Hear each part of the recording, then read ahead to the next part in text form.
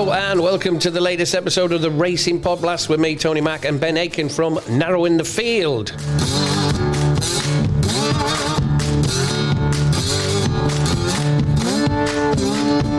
And welcome along, everybody. Thank you for your continued support and welcome to the newbies among us. We're off to Newbury for some Group 1 action this week on the Podblast, covering 3 races from the Newbury Saturday card, including the big race of the day, the Group 1 Lockinge Stakes, before taking top, middle and bottom calamity bus up to Scotland for the final round of our season. But racing first, as always. Newbury we go. The Aston Park Stakes due off at 12:50. It's an early start for us, even though summer's here. The first of our 3 races under analysis this week. Ben, can you start us off with that one? And welcome along, mate. Morning, Tony. Yeah, Aston Park Stakes 12:50. 8 going to post for this Group 3. First thing to look at is potential pace of the race, as there doesn't actually look to be any. None of the 8 runners would be confirmed front runners. Front of the race might just fall to King's Gambit to lead them along off the front. He set the pace when running in the York Stakes last summer, and he wears first-time blinkers for this run. Ryan Moore also takes the ride for the first time, so if the blinkers spark him up and Ryan Moore decides to crack on with it, we could see King's Gambit rolling along out front on his own.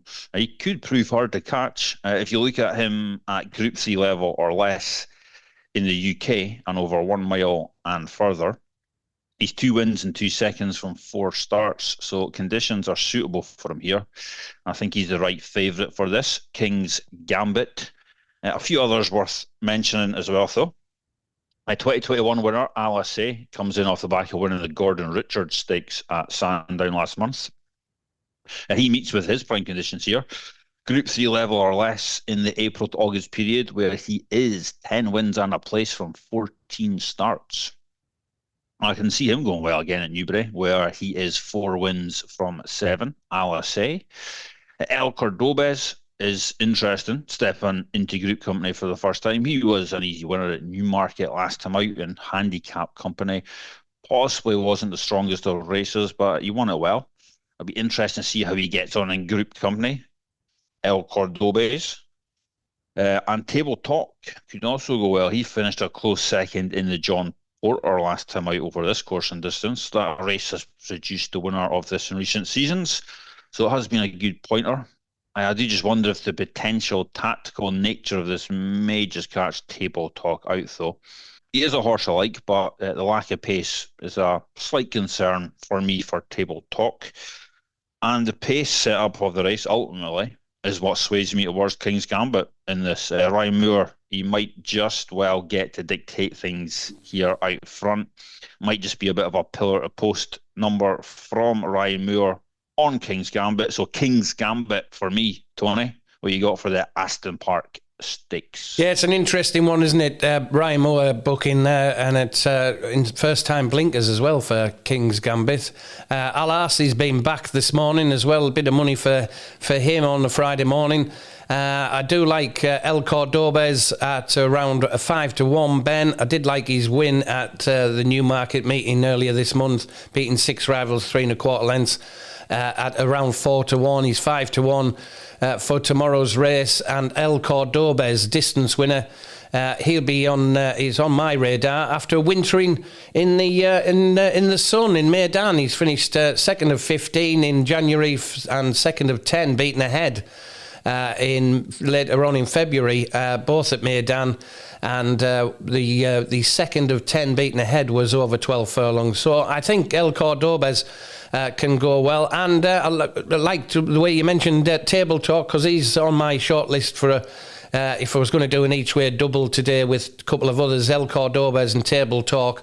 He was second on his return to action at Newbury over this trip in last month in April, beating a short head behind Davina Grace at around 14-1. He's only around 6-7-1 tomorrow, but Table Talk for me in that one, and I'll be doing a double each way double with El Cordobés and Table Talk, and a couple coming up in the 125 as well, which we move on to next. The Carnarvon Stakes over 6 furlongs.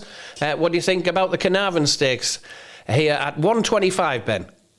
Yeah, I got this one down to 4. Ides of March, Sayyida Darian, Symbol of Honour, and Caburn. There's a bit of an interesting draw bias in this contest. 10 of the last 12 and 12 of the last 15 winners broke from stall 5 or lower. A majority of the place runners have also broke from the first 5 stalls. And if that's how it plays out again this year, I suspect Ides of March could prove hard to beat. It's a speedy horse, and he could just blitz them all from his stall 2 berth. He's the one runner in the race you could see turning into a Group 1 type. I absolutely get why he's sitting at around 7-4 for this. He ran a huge race at Navan last time out behind his Group 1 winning stablemate Whistle Jacket. And he wouldn't have enjoyed the soft ground that day, so it's really not hard to make a solid case for Ides of March here. Of the others I mentioned, I think Caburn is the one that has probably been overlooked. He looked good when winning the Weatherby's Super Sprint at Newbury last summer. I actually think you put him up for that on here, Tony. I did, mate. Yeah, I thought you did, yeah. Yeah, and also on TalkSport as well. Nice work. So he looked good when winning that Super Sprint at Newbury. His 5th in the Gimcrack at York on his next start has worked out really well since. A Shadow of Light was 2nd that day. He went on to win 2 Group 1s and finished 3rd in the Guineas. A 3rd place Symbol of Strength won the Group 3 Serenia Stakes on his next start. A 4th place Big Mojo, he's since run a close 2nd in the Group 2 Flying Shoulders, close 4th in the Group 1 Juvenile Sprint at the Breeders' Cup, and he won a Group 3 on reappearance at Ascot this season. And the horse that finished directly behind Caburn in the Gimcrack, Camilo Pizarro, has since won a Group 1 at Longchamp, finished 2nd in a listed race at Curragh and 3rd in French 2,000 Guineas. So looks like it was a red-hot Gimcrack last season, and Caburn was right in the mix there. I think he looks a fair bit overpriced at 14 to 1 or bigger for this, so he'd be an each-way swing for me in this, Caburn. I think Ides of March could prove very hard to beat, especially if the draw bias plays out the same as it has in recent years. Can't put anyone off Ides of March. But bigger prices, I think Caburn is the one that is overpriced, so he'd be the one for me. Tony, what you got for this Carnarvon Stakes? Yeah, completely agree on Ides of March. I mean, he's returned to action, finished 2nd of 6, beaten half a length behind Whistle Jacket. Isn't as bad as it looks, but can't really get away from him, and especially with your draw stats there as well. Sayyida Darian, it's around 6 to 1, will be an each way poke for me for trainer Richard Hughes. Jim Crowley's in the saddle there. Jabad Abdullah colours there. Of course, he's had horses with Mick Shannon and Kevin Ryan in the past, and he's teaming up with Richard Hughes. Richard Hughes used to ride that thing that finished for Jabba Abdallah. He used to finish 4th or 5th in the Arc every year. Can you remember, Ben? Youmzain. I'm pretty sure Richard Hughes used to ride Youmzain quite regularly. And especially in the Arc. Always ran a blinder in the Arc as well. Did nothing. I think he finished 2nd a couple of times. I think he did, didn't he? Yeah. I think so. Yeah, so a good teaming up again there on the filly Sayyida Darian. I do like Symbol of Honour. He's obviously better than his previous run at Newmarket earlier this month when the wheels came off a little bit, finishing 6 to 10. But he's another one who wintered in Maidan, with a bit of sun on his back. He won a Maidan in January and again Maidan in February there, and he's come back, and as I say, the wheels came off a little bit. But I'm with you on Caburn as well. Thankfully put him up when he beat 18 rivals a neck. Vinegard 12 to 1 was that in July? Bloody hell. And some good stats there as well from the Gimcrack as well. So, I'm definitely with Caburn. He's a course winner, of course, and he's won over this trip. So I'll go Sayyida Darien each way, and Caburn each way for my each way double El Cordobas and Table Talk in the early race, the 125 and the 1250 for me. Right now on to the big one of the day, the 235 at Newbury, Lockinge Stakes, Group 1 handicap over 1 mile. What do you reckon? This competitive, this, mate, isn't it? It is. That was me. I put Group 1 handicap. It's not. Oh, did you? Oh, right. Sorry. I was seeing if you'd noticed. No, I didn't. No chance. That was me. It's clearly not a Group 1 handicap. Sorry about that, Tony. That's all right. That's all right. Yeah, I was having a look at some trends for the Lockinge. One thing stood out at me. 13 of the last 14 renewals were won by the top-rated horse, or a horse rated no more than £3 below the top-rated horse. Only 2 meet that trend this year. Rosalian and Notable Speech. They're joint top rated in this, both rated 1-2-2. They obviously finished 1-2 in last season's 2,000 guineas. Both have picked up Group 1s since. And it's a bit wider in the market than I would have expected between the two, though. A 7-4 Rosalian and 4-1 92 Notable Speech. And I think that's a bit wide myself. I think they should be plenty closer in the market than that. Charlie Appleby, trainer of Notable Speech, has had his colts and fillies in excellent form so far in 2025, especially those ridden by William Buick. 14 winners, 4 placed from 30 runners. 47% win strike rate, 60% win and play strike rate, and over 20 points profit. I just think Noble Speech is a bit bigger than he should be for this at 4-1 or bigger. So Noble Speech is the one I'd be siding with near the head of the market. Of the others at bigger prices, not easy to make really strong cases for them running big races. Lead Artist for the Gosdens is maybe one worth a mention. He disappointed badly at Sandown last time out on seasonal debut in the Bet 365 mile. That run was surely too bad to be true, though. He's got to be better than that. Oisin Murphy takes over for the first time here, and he's got some strong stats for the Gosdens in Class 1 races over 1 mile and further, especially when the ground's riding good to soft or quicker.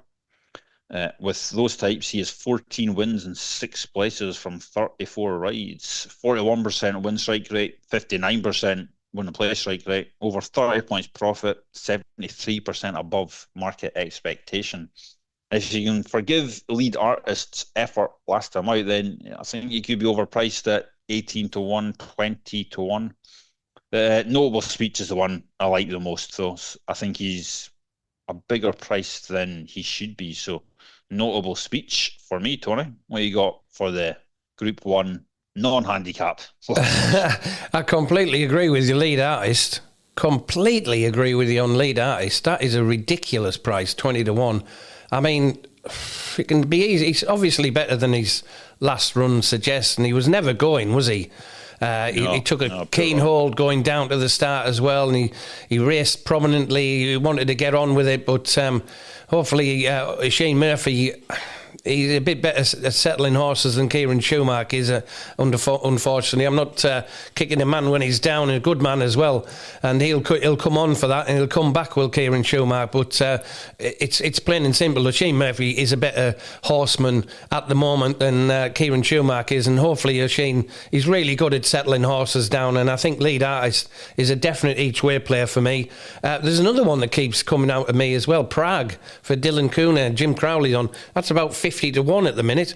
I mean, he won Group 2, the Joel Stakes in September at the end of the season, albeit there was only 4 in it, but he did beat Poker Face 3 3/4 lengths, which was quite decent form there. And after running well in a Group 3 at Haydock in September, obviously Champions Day, I think that was the Queen Elizabeth, the Group 1. He's not up to Group 1 level, but Prague could surprise at a big price, as well as Lead Artist as well. But going back to the top of the market here, I'm with you on Noble Speech, even though I'm not playing him. I'll leave that to you, Ben. I keep writing off Dancing Gemini. I always write off Dancing Gemini. I have no idea why I do that, but he keeps coming back and winning. He's a course winner and a distance winner. But Rosalian I'm with, especially with the form the Richard Hannon stable's in at the minute. Sean Levy's in the saddle. He can make it a hat-trick of wins now. after last May. I mean, he hasn't been seen since June, which is a bit of a layoff, 333 days, but he did win the Group 1 2,000 guineas in Ireland, and did go on to win the St James's Palace Stakes, the Group 1 at Ascot, over a mile as well. Rezalian, I think, given the he's by Blue Point as well, and given the form of the Richard Hannon stable as well, which is a big pointer at the moment. He's had a great week at York, and so Rezalian for me there, and 2 big each ways, very small players on Lead Artist and Prague as well in that one. Give us a bit of fun in the Lockinge Stakes. Oh look, football time, brilliant.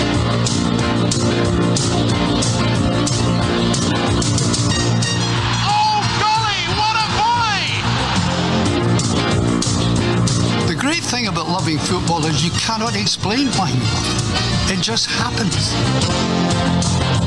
Chasing a ball round a park, wanting one team to win against the other.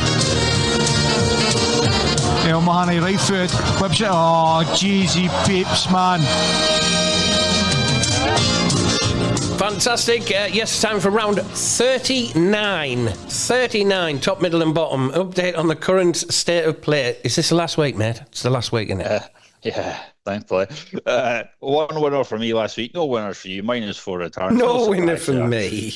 Current totals are me plus 4.10. I'm hanging in. Tony -64.51 on to this week's top, middle and bottom. The last top, middle and bottom of the season. Thank JEEZY Peeps. It's over for a season. And I'm going to roll the dice here. I'm going to go with 3 draws in the playoffs. I think there'll be a lot of tired legs on the go at this stage of the season.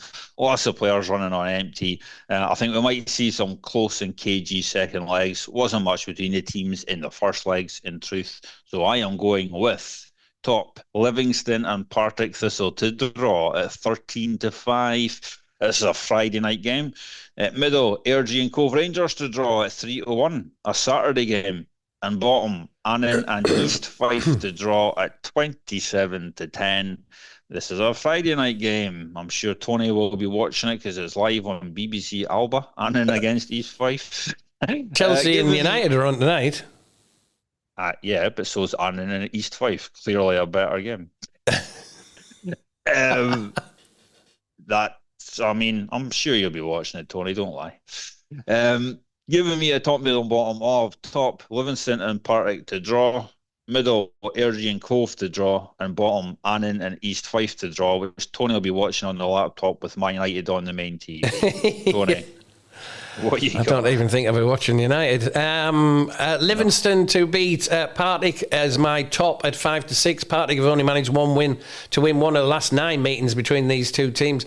I don't see them having enough left in the tank to win this one. Livingston win for me.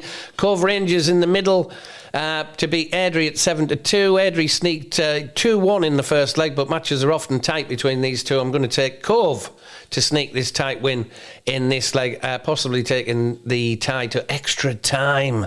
Can you imagine watching Cove Rangers and Airdrie in extra time? So Cove, the win for me, and East Fife, I'm still playing about with it at the back. East Fife at the bottom here to beat Annan at 5-4. Annan are up against it here. They lost the first leg 3-2 and also had 2 players sent off. So they will be down to the bare bones of the squad. I'll take East Fife to secure the win and promotion to the First Division there. Many thanks for listening to the latest edition of the Racing Podcast. Very best of luck with your bets at Newbury this weekend. We're taking a week off next week. We're taking a week's break, early summer break. You can catch me on 3B's Radio every morning from Monday to Friday. You can catch more from Ben over on narrowingthefield.co.uk, narrowingthefield.co.uk. Thanks very much, Ben, and we'll see you all again next week. Cheers, Ben. Cheers, Tony. Thank you.